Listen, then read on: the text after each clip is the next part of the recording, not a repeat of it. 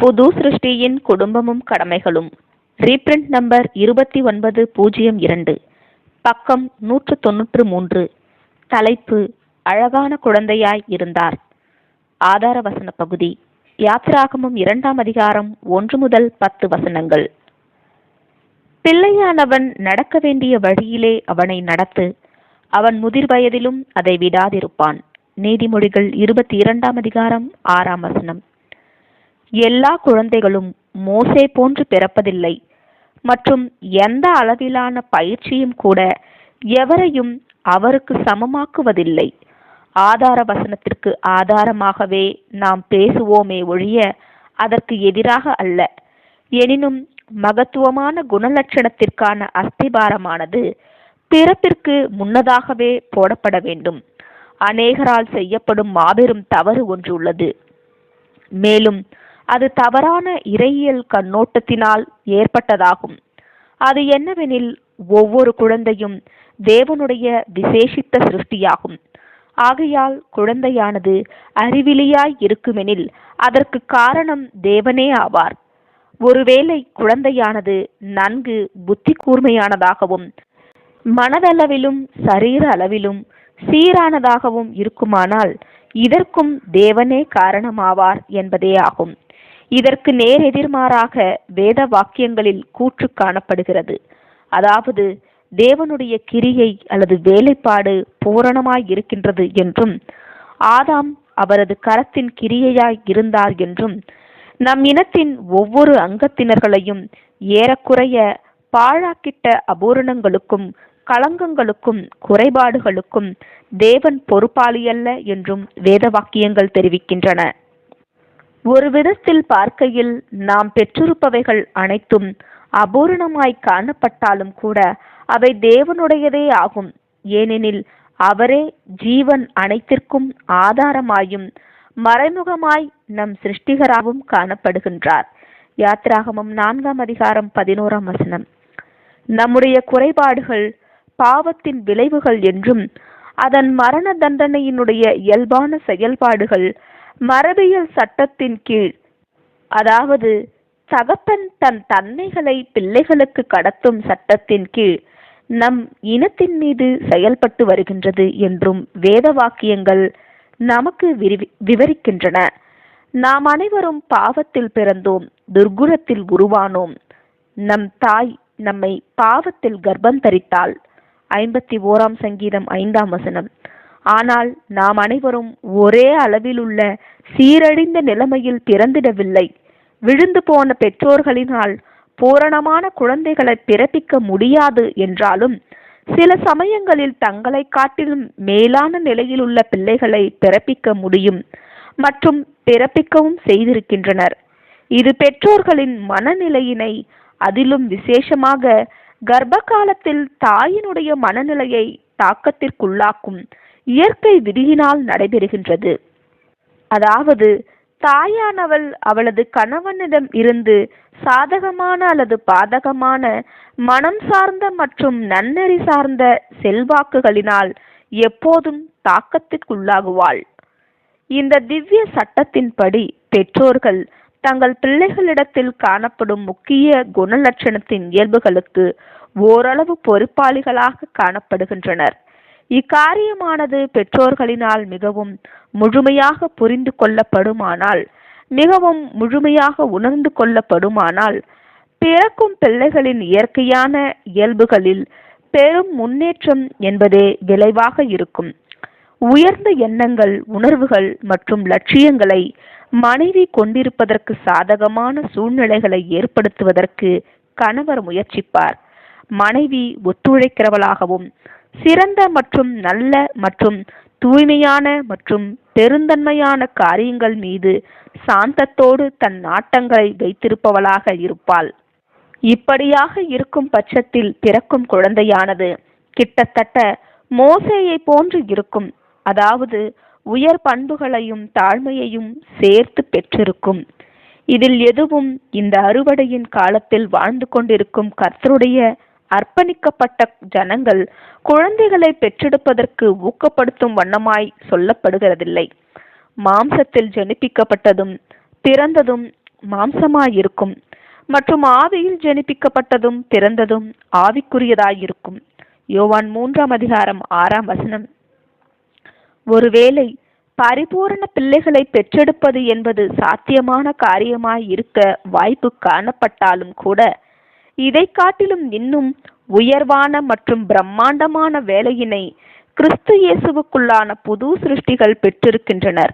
புது சிருஷ்டிகளை, தேவனுடைய ஆவிக்குரிய குமாரர்களை வளர்த்திடுவதில் தேவனோடு ஒத்துழைத்திடும் ஸ்லாக்கியத்தினை இவர்கள் பெற்றிருக்கின்றனர்.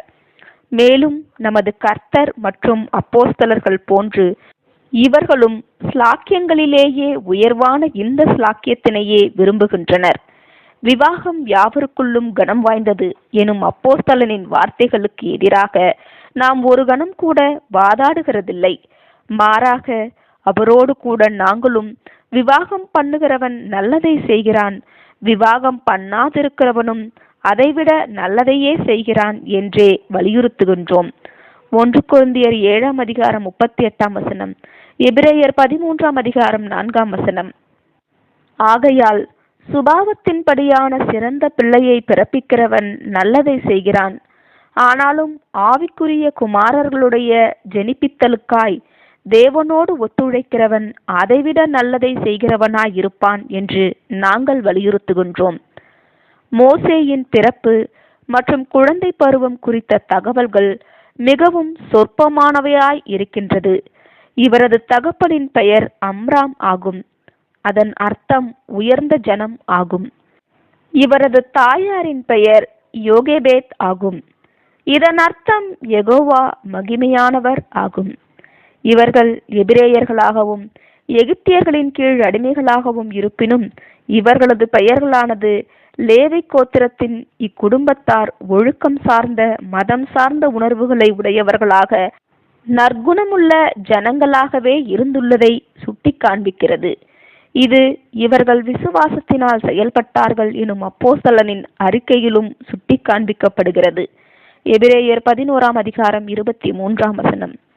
எபிரேயர்களின் தொகை வேகமாக பெருகி வரும் காரியமானது அவர்களை அதிகாரமுள்ள சந்ததியார் ஆக்கிடும் என்றும், அவர்கள் நம்பி வந்த பாரம்பரியத்தின்படியோ அல்லது அவர்கள் எகிப்திலிருந்து புறப்படும் காலம் குறித்தோ, தேவனுடைய வல்லமையின் குறுக்கிடுதலினால் இறுதியில் வரும் விடுதலையை குறித்த தேவனுடைய வாக்குத்தத்தம் குறித்தோ அப்பாரம்பரியமானது அவர்களுக்கு போதித்தபடி அவர்கள் எகிப்திலிருந்து வெளியேறிடுவதற்கு வழிநடத்திடும் என்றும் புதிய சாம்ராஜ்யத்தினுடைய எகிப்தின் அதிகாரிகள் பயந்தனர்.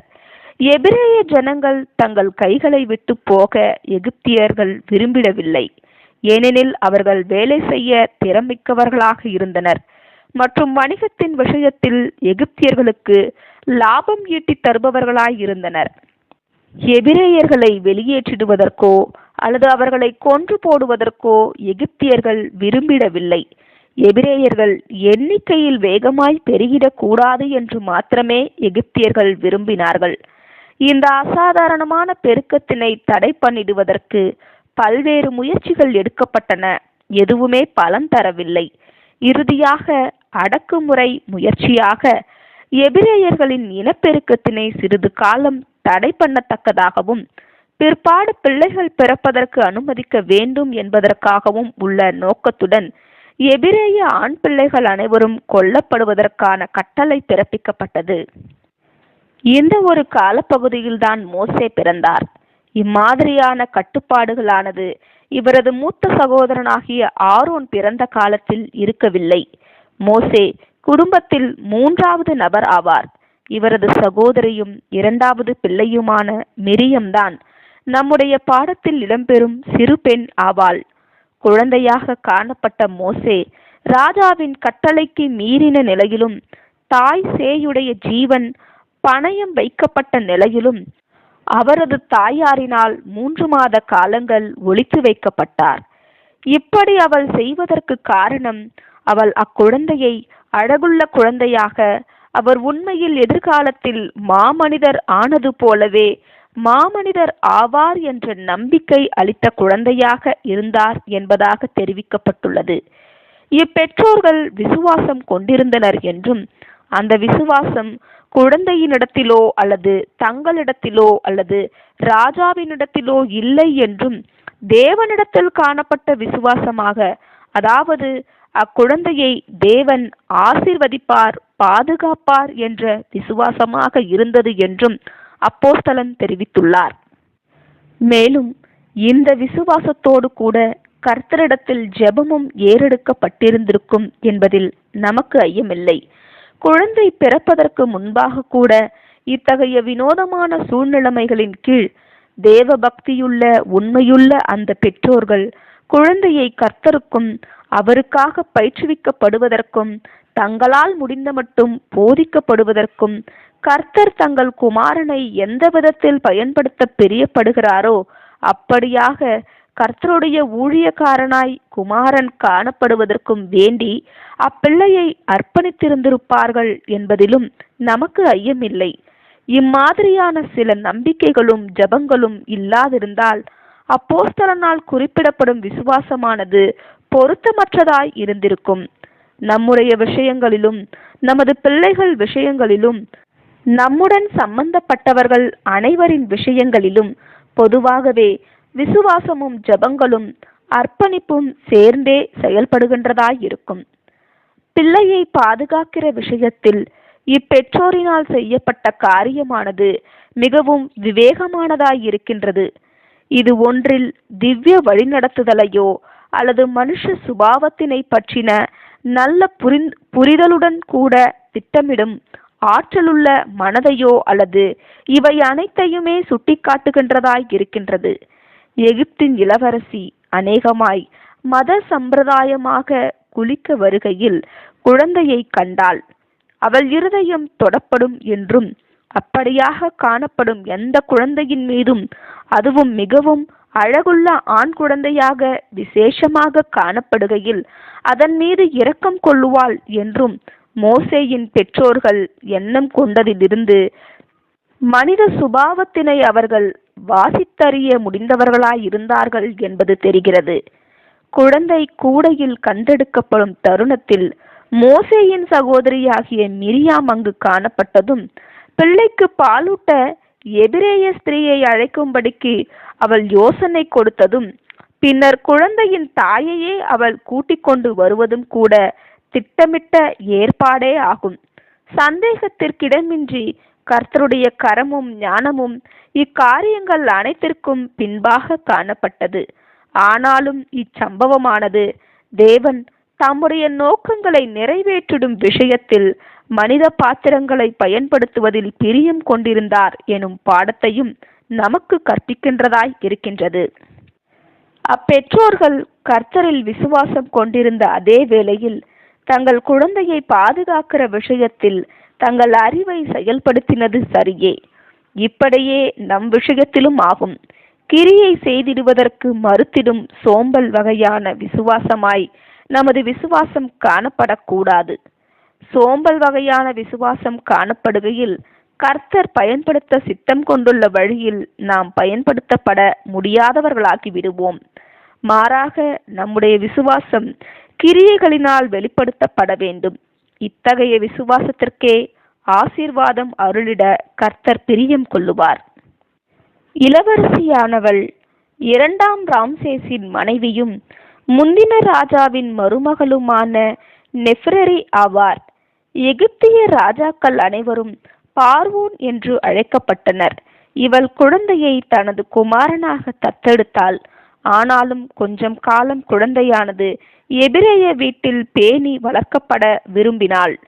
குழந்தை 7 அல்லது 12 வயதை அடைவது வரையிலும் இப்படியாக காணப்பட விரும்பினாள் என்று அனுமானிக்கப்படுகின்றது. பிற்பாடு பிள்ளையை ராஜ அரண்மனைக்கு கொண்டு வந்து எகிப்தியர்களின் சகல கல்விகளிலும் ஞானத்திலும் கற்பிக்கப்பட பண்ணினாள். மோசேயினுடைய விஷயத்தில் பின்வரும் கவிஞனின் வார்த்தைகள் எவ்வளவு பொருத்தமாய் காணப்படுகின்றது. கவிஞனின் வார்த்தைகள் பின்வருமாறு: தேவன் தம் அற்புதங்களை நிகழ்த்திட விசித்திரமான வழிகளில் செயல்படுகின்றாரே. எகிப்தின் அடிமைத்தனத்தினின்று வந்த இஸ்ரேலின் வழிநடத்துனன், மாபெரும் மேசியாவிற்கு நிழலானவர், கல்வி அறிவுள்ள மனிதனாக அல்லது கல்விமானாக இருக்க வேண்டும் என்பது எவ்வளவு ஏற்ற காரியமாய் இருக்கிறது. எனினும் மதத்தின் அடிப்படை கொள்கைகளை அவர் மனதில் குழந்தை பருவத்தில் முதலாவதாக நன்கு பதிய வைத்திடுவது என்பது இன்னும் எவ்வளவு அவசியமானதாக காணப்படுகிறது. மேலும் மோசேக்கான கல்வியின் இந்த 2 அம்சங்களையும் கர்த்தர் எத்துணை ஆச்சரியமான விதத்தில் ஏற்பாடு பண்ணியிருக்கின்றார். முன்னமே விசுவாசத்தினை வெளிப்படுத்திட்டதான இந்த பெற்றோர்கள் தாங்கள் விசுவாசத்திற்கான ஆபிரகாமின் வாக்குத்தத்தங்களை, அதாவது ஆபிரகாமின் சந்ததியாரென தாங்கள் இறுதியில் மகா பெரியவர்களாய் இருப்பார்கள் மற்றும் பூமியின் குடிகள் அனைத்தையும் ஆசீர்வதிப்பதற்கான கர்த்தருடைய கால்வாய்களாய் தங்கள் ஜனங்கள் பயன்படுத்தப்படுவார்கள் மற்றும் ஆபிரகாமிற்கு முன்னுரைக்கப்பட்டது போன்று எகிப்தின் அடிமைத்தனத்தினின்று தம்முடைய ஜனங்களை கர்த்தர் பலத்த கையுடனும் வல்லமையுள்ள ஓங்கிய புயத்துடனும் வெளிக்கொண்டு வருவதற்கான காலம் சமீபித்துள்ளது என்றும் அச்சிறுவனுக்கு போதித்திருப்பார்கள் என்பதிலும் நமக்கு ஐயமில்லை. மோசே இஸ்ரவேலர்களுடன் கொண்டிருந்த தன் உறவு முறை குறித்து முழுமையாக தெரியப்படுத்தப்பட்டிருந்தார் என்பதில் ஐயமில்லை. மேலும் வாக்குத்தத்தங்கள் மீதான விசுவாசம் மாத்திரமல்லாமல் தன் ஜனங்களுக்கான தேசப்பற்றின் உணர்வுகளும் கூட அவருக்கு தாராளமாய் போதிக்கப்பட்டது. ஏனெனில் இந்த பண்புகளானது அவரில் முழுமையாய் பதிய வைக்கப்பட்டு நெஞ்சார நேசிக்கப்பட்டதினாலேயே அவைகள் அவரது ஜீவியம் முழுவதும் தலை சிறந்து விளங்கியது. தங்கள் சொந்த பிள்ளைகள் விஷயத்தில் தங்கள் கரங்களில் வைக்கப்பட்டுள்ளதான ஸ்லாக்கியங்கள் மற்றும் பொறுப்புகள் குறித்து வெகு சிலரே உணர்ந்து கொண்டதாக தெரிகின்றது. வளர்ந்து வரும் குடும்பத்தினை பெற்றிருக்கும் கிறிஸ்தவ தாயானவள் தன் சிறு பிள்ளைகளுக்கு நீதியிலும் கர்த்தருக்கான பயபக்தியிலும் அறிவுரைகள் புகட்டிடுவதற்கு தன் தாளந்துகளை பயன்படுத்துவாளானால் தன் தாளந்துகள் அனைத்தையும் பயன்படுத்திடுவதற்கான பரந்து விரிந்த வாய்ப்புகளை நிச்சயமாய் பெற்றிருப்பாள். பிள்ளைகளினால் மத சம்பந்தமான கொள்கைகளை புரிந்திட முடியாது. ஆகையால் அவர்களுக்கு திருவசனத்தின் பாலாகாரம் கூட அல்லது திவ்ய பிரமாணத்தின் அடிப்படை பாடங்கள் கூட கொடுக்கப்படக்கூடாது என்ற தவறு அடிக்கடி செய்யப்படுகின்றதாய் இருக்கின்றது. இதற்கு நேர்மாறாக நாங்கள் நம்புவது என்னவெனில், குழந்தைகள் குறிப்பிட்ட அளவு சீரழிவுடனும் தீமை மீதான விருப்பத்துடனும் பிறந்திருந்தாலும் எனினும் அவர்களது சிறு மனங்களானது பெரிதளவில் வெறுமையான பக்கங்களை உடையதாய் இருக்கின்றது. இந்த வெறுமையான பக்கங்களில் நன்மைக்கேதுவான அல்லது தீமைக்கேதுவான கொள்கைகளானது ஆழமாய் நிச்சயமாய் பதிய வைக்கப்படலாம். நீதி, இரக்கம், அன்பு மற்றும் பொறுமை ஆகியவைகளுக்கு நேராக குழந்தைகளுடைய மனங்களானது வழிநடத்தப்படவில்லை எனில் இவைகள் தேவனால் எதிர்பார்க்கப்படுகின்றது என்றும் இவைகள் அவர்களது புத்தியுள்ள ஆராதனையாய் இருக்கும் என்றும் கற்பிக்கப்படவில்லை எனில் பிள்ளைகள் ஜீவியத்தின் பல்வேறு சீரழிக்கும் செல்வாக்குகளுடன், அதாவது உலகம், மாம்சம், பிசாசு என்பவைகளுடன் தொடர்புக்குள் வருகையில் மேற்கூறப்பட்டவைகளுக்கு நேர் எதிர்மாறானவைகளாய் இருப்பவைகளை குறித்து பிள்ளைகள் நிச்சயமாய் கற்பிக்கப்பட்டவர்களாகி விடுவார்கள். எந்த பெற்றோர்கள் தங்கள் பிள்ளைகள் ஒவ்வொருவரையும் சிறு தோட்டங்களாக கருதுகின்றார்களோ மற்றும் எந்த பெற்றோர்கள் நீதியின், அன்பின், பொறுமையின், சாந்தத்தின், தயவின் மற்றும் ஆவியின் கனிகள் அனைத்தினுடைய விதைகள் அந்த சிறு தோட்டத்தில் உண்மையாய் தங்களால் முடிந்த அளவிற்கு விதைக்கின்றார்களோ, அதிலும் விசேஷமாக ஒருவேளை பிள்ளையானது கர்த்தருக்கு குழந்தை பருவம் முதல் அல்லது பிறப்பதற்கு முன்னதாகவே அர்ப்பணிக்கப்பட்டிருந்தால் கர்த்தருடைய ஆசீர்வாதத்தின் கீழ் உண்டாகும் குணலட்சணத்தின் கிருபைகளில் ஐஸ்வர்யமான பலனை நிச்சயமாய் அடைவார்கள். ஆனால் இந்த இயல்புகளையும் மனரீதியான மற்றும் ஒழுக்க ரீதியான மலர்களையும் கொடுத்திடும் விதைகளை விதைத்திடுவதற்கு நேரம் ஒதுக்காதவர்கள் பூமிக்குரிய தோட்டத்தின் விஷயத்தில் இருப்பது போலவே முதிர்ச்சியான வயது அடையும் வரையிலும், மிக்க ஏற்ற காலங்கள் வருவது வரையிலும் இருதயம் காலியாக இருக்காது என்பதை கண்டு கொள்ளுவார்கள். இன்னுமாக தீமையின் இயல்புகளாகிய கெடுதியான களைகள் வளர்ந்து செழித்து திரும்ப திரும்ப விதைத்தலுக்குள்ளாக கடந்து சென்று அந்த ஒரு குமாரனுக்கு மாத்திரமல்லாமல் பெற்றோருக்கும் சமுதாயத்திற்கும் மனவேதனையை தொந்தரவை கொடுக்கும் கசப்பான பலன்களை கொணர்ந்துவிடும்.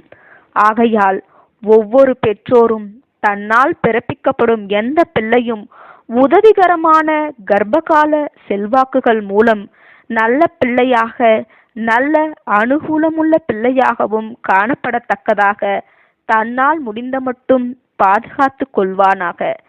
மேலும் பெற்றோரென தன் பொறுப்பினை கொண்டிருப்பதினால் தன் பராமரிப்பின் கீழ் காணப்படும் இந்த சிறு தோட்டங்களில் தான் நல்ல வேலையை செய்யத்தக்கதாகவும் தப்பறையின் களைகளை உடனுக்குடன் பிடுங்கி போடத்தக்கதாகவும் நல்ல விதைகள் தாராளமாய் விதைக்கப்படத்தக்கதாகவும் பார்த்து கொள்வானாக. ஆமேன்.